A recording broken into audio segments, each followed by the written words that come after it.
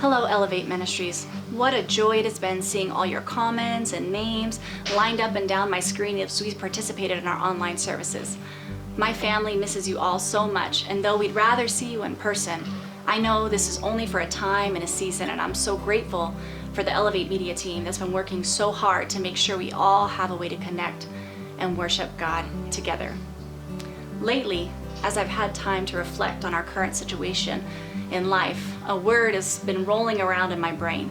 And I'm not gonna lie, it's definitely not one of my favorite words. Don't worry, it's not a bad word, as my children would say.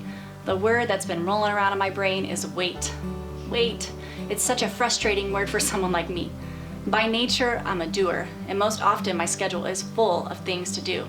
But now, I, like so many around the world, find myself in a period of waiting.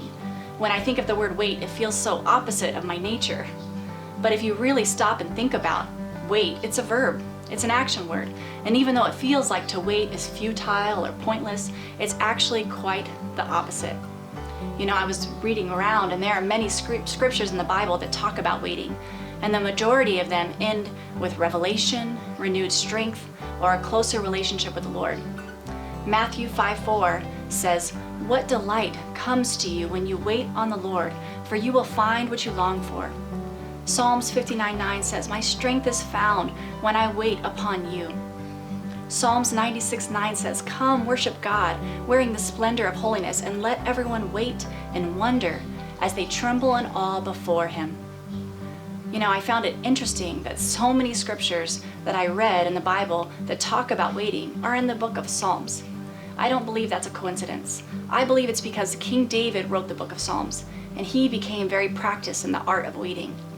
Immediately after King David was anointed king of Israel, he began a period of waiting, not knowing when the promise that God had given him would be revealed.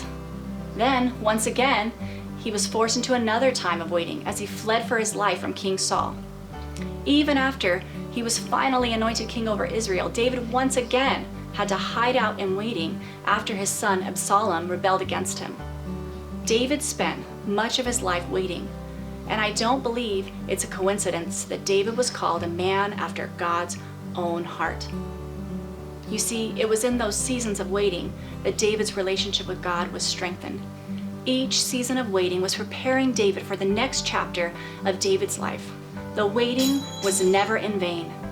Sometimes God calls us to wait, and in this fast-paced culture where we want everything as quickly and as convenient as possible, we find waiting to be one of the most difficult of tasks.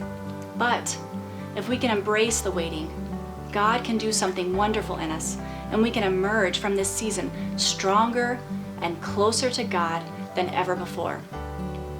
I'm reminded of one of my favorite childhood stories, The Little Red Hen. In that story, the little red hen decides she wants to eat some fresh bread. So she goes about sowing the wheat, harvesting the wheat, grinding the grain, making the dough, allowing the dough to rise, and eventually baking the bread. She offers her friends, the dog and the cat, to help her with each task, but each time they decline, not wanting to put forth the effort.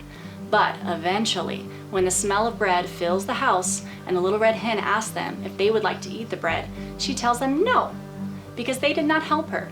I remember telling this story to my class at school and asking them, "What do you think the moral of the story is?" Because we were talking about morals that day.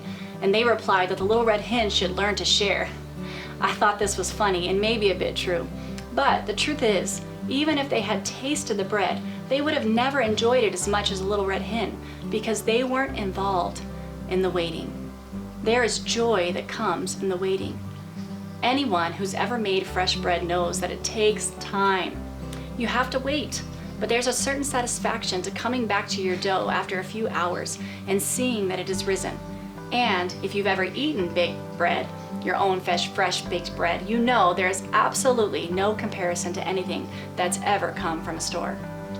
I want to encourage you this morning, and myself, let's embrace the waiting and allow God to do a work within us so He can work through us. And we can take comfort in the knowledge that we are not waiting in vain. As we trust in God during these uncertain times, He is building our faith, and we're going to come out on the other side stronger and more confident in Him. I want to leave you with Psalms 27:14. Here's what I've learned through it all. Don't give up. Don't be impatient. Be intertwined as one with the Lord. Be brave and courageous and never lose hope. Yes, keep on waiting, for He will never disappoint you.